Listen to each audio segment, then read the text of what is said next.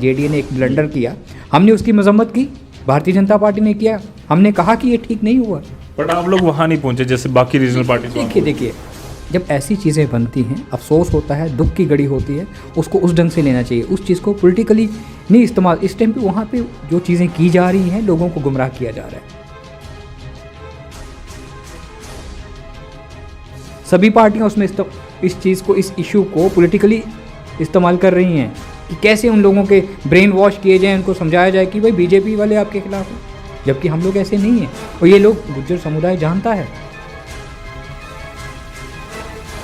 कि वही नाकामियां तो इनको याद आ रही हैं, इनको अब एहसास हो रहा है कि 70 साल में यार हमारे हाथों में सरकार रही, हमने कुछ नहीं किया, लेकिन वो टाइम वापस नहीं आएगा।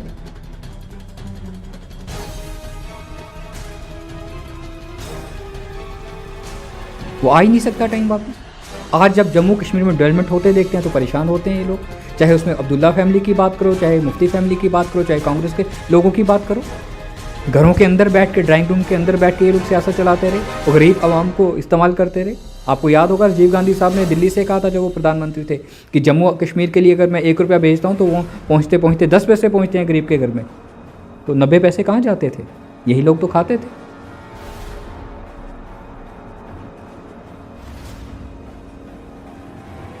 जम्मू के न्यू रूपनगर सेक्टर 6 में कुछ दिन पहले जम्मू डेवलपमेंट अथॉरिटी यानी कि जेडीए द्वारा एक डिमोलिशन ड्राइव चलाई जाती है, जिसमें कि एक परिवार, उनके पूरा मकान जो है वो तोड़ दिया जाता है और उसके बाद पूरे परिवार की जो विजुअल्स हैं वो आपके सामने आपने देखे, हमने भी चलाए अलग अलग न्यूज़ चैनल्स की तरफ से। आपने उस परिवार की गुहार सुनी कि किस तरह से उनको बाहर निकाला जा रहा है, और जेडीए ने वो एक ड्राइव सुबह सुबह शुरू की थी जिसकी वजह से, और उन्होंने ये क्लेम किया उनके परिवार वालों ने कि हमें कोई भी नोटिस नहीं आया था।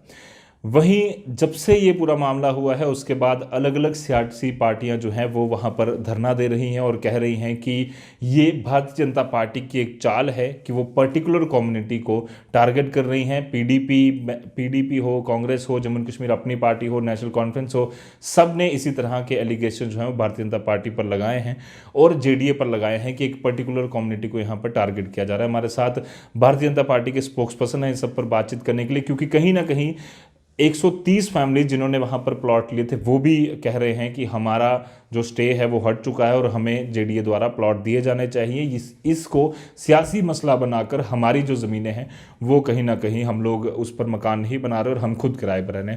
डॉक्टर साहब, भारतीय जनता पार्टी के खिलाफ एक पूरी तरह से सारी पार्टियां जो हैं वो कहीं ना कहीं ऐसा लगता है कि अब पूरी तरह से अटैक कर रही हैं इस मसले को लेकर कि जेडीए जो है पूरी तरह से भारतीय जनता पार्टी कंट्रोल कर रही है और एक पर्टिकुलर कम्युनिटी को टारगेट कर रही है। देखिए, सभी रीजनल पार्टीज़, चाहे उसमें आप एनसी की बात करो, चाहे पीडीपी की करो, चाहे कांग्रेस की करो, इस टाइम पे ये लोग एक होकर एक षड्यंत्र चला रहे हैं और सीधी उंगली भारतीय जनता पार्टी पे उठाई जाती है। जहाँ तक भारतीय जनता पार्टी की बात आती है, हमारे प्रधानमंत्री साहब की सोच की बात आती है, हम लोग हमेशा गुज्जर समुदाय के साथ हैं। आपने देखा हमारे प्रेसिडेंट साहब हमेशा गुज्जर के बीच में नज़र आते हैं। इस तरह का हमारा उनके बीच में जाना, एसटी कम्युनिटी को ऊपर लाना, अगर उनके बारे में आज तक सोचा गया 70 साल के बाद, तो भारतीय जनता पार्टी ने ही सोचा है। हमारे प्रधानमंत्री साहब की सोच एसटी कम्युनिटी के लिए थी। वो सभी चीज़ें जानते हैं क्योंकि ग्राउंड से जुड़ा हुआ इंसान जब प्रधानमंत्री बनता है, और वो नरेंद्र मोदी साहब हैं, उनको सब कुछ मालूम है देश में क्या होता रहा, जम्मू कश्मीर में क्या होता रहा। जितना जम्मू कश्मीर को हमारे प्रधानमंत्री साहब अच्छी तरह समझते हैं, मुझे नहीं लगता कि यहाँ की रीजनल पार्टीज जानती है इतना। हमने एसटी कैटेगरी के लोगों को आगे लाने के लिए उनकी सीट्स को रिजर्व किया। इन लोगों ने 70 साल में ये चीज़ें नहीं देखी। इन लोगों ने हमेशा गुज्जर वोट बैंक को इस्तेमाल किया, गुज्जर्स को इस्तेमाल किया और उनके बारे में कभी नहीं सोचा। हमने सोचा, हम सोच रहे हैं, अभी बहुत कुछ सोचेंगे गुज्जर्स के बारे में, एसटीज़ को कैसे ऊपर लाना है, कैसे इस कम्युनिटी के लोगों को आगे लाना है, क्योंकि ये लोग दबे हुए, कुचले हुए लोग हैं, पिछड़े हुए लोग हैं। 70 साल के बाद भी ये लोग उन हालात में रहते हैं। मुझे नहीं लगता कि हिंदुस्तान की कोई कम्युनिटी उस हालात में रहती होगी। और इनके भलाई के लिए, इनको डेवलप करने के लिए अगर कोई पॉलिटिकल पार्टी सोच रही है देश में, तो वो भारतीय जनता पार्टी है। हमारे जम्मू कश्मीर का यूनिट है, हमारे रविंदर रैना साहब हैं। हमारी सोच इन लोगों के साथ है, हम इन लोगों के भले के लिए सोचते हैं। ठीक है, एक ऐसा हादसा सामने आया है कि जेडीए ने एक ब्लंडर किया, हमने उसकी मजम्मत की, भारतीय जनता पार्टी ने किया, हमने कहा कि ये ठीक नहीं हुआ। बट आप लोग वहाँ नहीं पहुँचे जैसे बाकी रीजनल पार्टी। देखिए, जब ऐसी चीज़ें बनती हैं, अफसोस होता है, दुख की घड़ी होती है, उसको उस ढंग से लेना चाहिए। उस चीज़ को पॉलिटिकली नहीं इस्तेमाल, इस टाइम पे वहाँ पे जो चीज़ें की जा रही हैं, लोगों को गुमराह किया जा रहा है। सभी पार्टियाँ उसमें इस चीज़ को, इस इशू को पॉलिटिकली इस्तेमाल कर रही हैं कि कैसे उन लोगों के ब्रेन वॉश किए जाएँ, उनको समझाया जाए कि भाई बीजेपी वाले आपके खिलाफ है, जबकि हम लोग ऐसे नहीं हैं। और ये लोग, गुज्जर समुदाय जानता है कि 70 साल के बाद अगर किसी पॉलिटिकल पार्टी ने, किसी प्रधानमंत्री ने एक इसी कम्युनिटी के बारे में सोचा है, एसटी के बारे में भारतीय जनता पार्टी ने सोचा है। ये लोग तो इनसे वोट लेते थे, एक दो बंदे को एमएलए बना दिया जाता था, अपनी सरकारें चलाई जाती थी, अपने घरों के बारे में सोचा जाता था, अपने परिवारों के बारे में सोचा जाता था। अगर इतना इनको गुजरों की हमदर्दी थी तो 70 सालों में ये चीज़ें इतने ढंग से, प्रॉपर ढंग से की जाती, एनसी की तरफ से, पीडीपी की तरफ से, कांग्रेस की तरफ से, क्योंकि इन्हीं की सरकारें नहीं, ऐसा कुछ किया जाता है, इनके पेपर वर्क बनाए जाते हैं, इनके लैंड्स के सब कुछ। गुज्जर क्यों? क्योंकि पढ़े लिखे लोग नहीं हैं। जहाँ 100 साल तक रहते रहे, ऐसे ही रहते रहे, ना उनके पास कागज़ है ना कुछ है। ये यहाँ पे नहीं है, बहुत जगहों पे ऐसे हालात हैं। लेकिन इन चीज़ों को ठीक करने के लिए भारतीय जनता पार्टी सोचेगी, हमारे ऑनरेबल एलजी साहब सोचेंगे, क्योंकि इस टाइम पे सीधा जो सब कुछ हुआ है उसका आप संज्ञान जो भी लेना है एलजी साहब को लेना है। जम्मू कश्मीर को कौन देख रहा है? एलजी साहब देख रहे हैं। और मुझे लगता है कि एलजी साहब आने वाले दिनों में बड़ा बेहतर फैसला देंगे, सामने उनका डिसीज़न आएगा और अच्छा डिसीज़न आएगा, इन लोगों की भलाई के लिए आएगा। और यही पॉलिटिकल पार्टीज़ के लोग उस टाइम पे सर पे हाथ रख के बैठ जाएंगे, यार एलजी साहब ने कैसा डिसीज़न दिया, दूध का दूध पानी का पानी सामने भी आएगा, उस परिवार को मरहम भी लगवाई जाएगी उनके ज़ख्मों के ऊपर, क्योंकि हमने उनको सेटल करना है, उनकी ज़िंदगी के बारे में सोचना है। अब जो हो गया वो हो गया, लेकिन आगे का सोचो। उस चीज़ पे ये नहीं वहाँ जाके धरने पे बैठ जाओ और उल्टी सीधी बातें की जाए, उल्टी सीधी स्पीचेस की जाए, भारतीय जनता पार्टी के खिलाफ बोला जाए, प्रधानमंत्री साहब के खिलाफ बोला जाए। क्यों? कौन सी सियासत ये लोग कर रहे हैं? ऐसी सियासत नहीं चलती। बट इसीलिए एलिगेशन लग रहे हैं क्योंकि भारतीय जनता पार्टी की केंद्र में सरकार है, जम्मू कश्मीर में केंद्र शासित शासन चल रहा है, इसी की वजह से एलजी साहब पूरा कंट्रोल कर रहे हैं। उसी हिसाब से माना जाता है कि जितनी भी अथॉरिटीज़ हैं, जितने भी डिपार्टमेंट्स हैं, वो पूरी तरह से भारतीय जनता पार्टी हैं, तो कहीं ना कहीं कंट्रोल माना जा सकता है। देखिए, ना तो भारतीय जनता पार्टी की जम्मू कश्मीर में सरकार है, जैसे बाकी पॉलिटिकल पार्टीज है वैसे हम लोग हैं। लेकिन एलजी साहब के ऊपर, उनकी चेयर के ऊपर निशान लगाना कि जी एलजी साहब भारतीय जनता पार्टी है, एलजी साहब सबके हैं, प्रधानमंत्री साहब सबके हैं, पूरे देश के हैं, ये चीज़ें बांटने वाली जो सियासत है ये लोग करते हैं। आज से नहीं कर रहे, बहुत लंबे टाइम से ये लोग ऐसी सियासतें करते आ रहे हैं, और इस टाइम पे दोबारा इस तरह की सियासत करने के बारे में सोच रहे हैं। ये चीज़ें पॉसिबल नहीं है। सरकार भी इस चीज़ को देख रही है, सेंटर की, एलजी साहब भी देख रहे हैं, और बहुत जल्दी इन लोगों को इस चीज़ का जवाब भी मिलेगा कि सही क्या है, गलत क्या है। और जब वो चीज़ें सामने आएंगी और इन लोगों को एहसास हो जाएगा कि ये लोग क्या कर रहे थे। जी, ट्राइबल की बात करें तो काफ़ी समय से इनकी कुछ मांगे रही हैं, चाहे वो फॉरेस्ट राइट एक्ट को लेकर बात करें जो भी हाल ही में इम्प्लीमेंट हुआ है, इसके अलावा कई सारी और पॉलिसीज़ थी।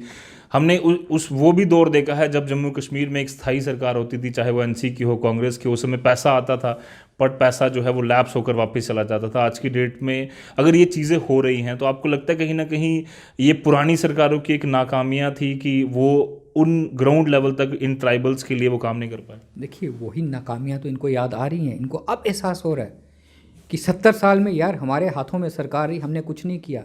लेकिन वो टाइम वापस नहीं आएगा, वो आ ही नहीं सकता टाइम वापस।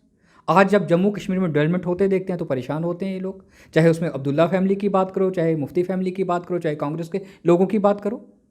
घरों के अंदर बैठ के, ड्राइंग रूम के अंदर बैठ के ये लोग सियासत चलाते रहे और गरीब आवाम को इस्तेमाल करते रहे। आपको याद होगा राजीव गांधी साहब ने दिल्ली से कहा था जब वो प्रधानमंत्री थे कि जम्मू कश्मीर के लिए अगर मैं 1 रुपया भेजता हूँ तो वो पहुँचते पहुँचते 10 पैसे पहुँचते हैं गरीब के घर में, तो 90 पैसे कहाँ जाते थे? यही लोग तो खाते थे।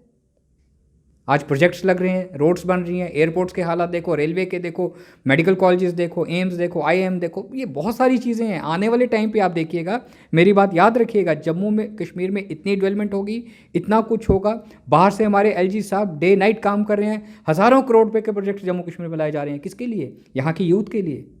यूथ को जॉब मिलेगा, डेवलपमेंट होगी। लेकिन ये चीज़ें आपको कि 1 हफ्ते के अंदर हो जाए, 1 महीने के अंदर हो जाए, पॉसिबल नहीं होती। हर चीज़ को टाइम लगता है। जो 70 साल हमने ज़ाया कर दिए जम्मू कश्मीर के, उसको वापस नहीं लाया जा सकता। लेकिन आने वाला जो टाइम है, बेहतर टाइम है जम्मू कश्मीर के लिए।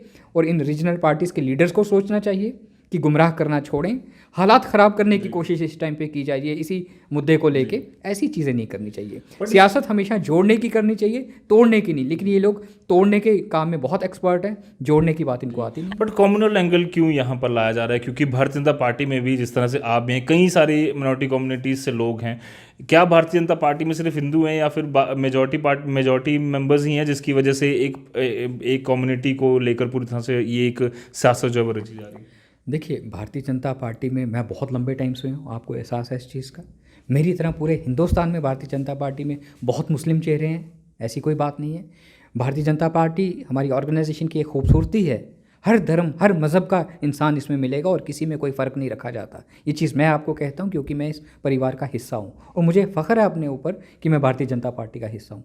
आज इन पार्टियों की अगर बात करो, अब रीजनल पार्टीज़ की, इनके बहुत सारे लीडर्स ने हमारी तरफ रुख किया, हमारे घर में आए और उन्होंने इस चीज़ को बयान भी किया कि यार अब हमें एहसास इस चीज़ का हो रहा है कि हमने बहुत लंबा टाइम अपनी लाइफ का ऐसी ऑर्गेनाइजेशन में, ऐसी पॉलिटिकल पार्टी में ज़ाया किया जिसमें हमें देखने को, सीखने को कुछ नहीं मिला। इस पार्टी में बहुत कुछ सीखने को मिलता है। बड़ों की रिस्पेक्ट, छोटों की रिस्पेक्ट, प्यार, मोहब्बत, एकता अगर है तो भारतीय जनता पार्टी में है। देश के लिए अगर कोई पार्टी काम करती है तो भारतीय जनता पार्टी करती है। देश की इज्जत के लिए, देश की तरक्की के लिए, तिरंगे को लेकर आगे बढ़ने वाले अगर लोग कहीं हैं तो भारतीय जनता पार्टी में है। देश की 135 करोड़ जनता ये चीज़ जानती है, इसलिए हमें प्यार देती है, इसलिए इतने बहुमत के साथ हम सेंटर में आए और आने वाले टाइम पर हम दोबारा आएंगे। ऐसी कोई बात नहीं है।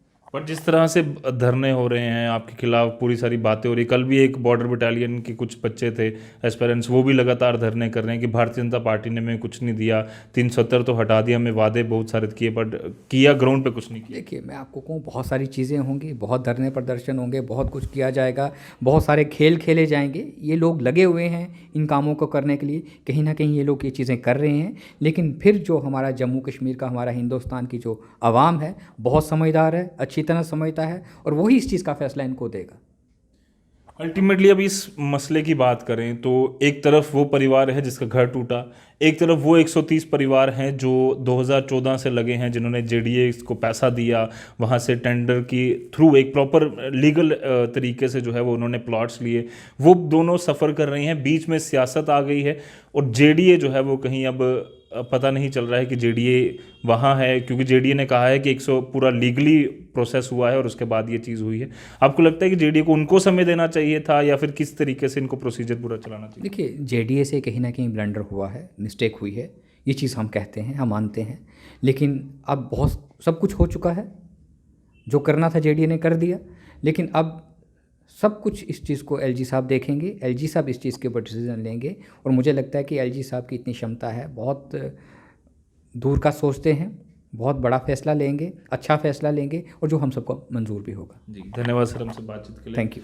तो जिस तरह से एक सियासी मंच जेडीए का इस लैंड डिमोलिशन ड्राइव के बाद पूरी तरह से वो इलाका बन चुका है, उम्मीद करते हैं कि सियासत छोड़कर अल्टीमेटली जो 130 परिवार सफ़र कर रहे हैं, जो उस परिवार ने सफ़र किया जिसका आशियाना उस दिन टूटा, उसको लेकर जेडीए और जम्मू कश्मीर की सरकार जल्द से जल्द फैसला ले, ताकि जो एक कम्युनल एंगल या कहीं ना कहीं बाकी चीज़ें इसमें लाई जा रही हैं वो ना लाकर जो इंसाफ है वो सभी को मिले। फिलहाल के लिए दीजिए इजाज़त। ऐसी और वीडियोज़ के लिए आप ही बने रहिए द न्यूज़ नाउ के साथ। धन्यवाद।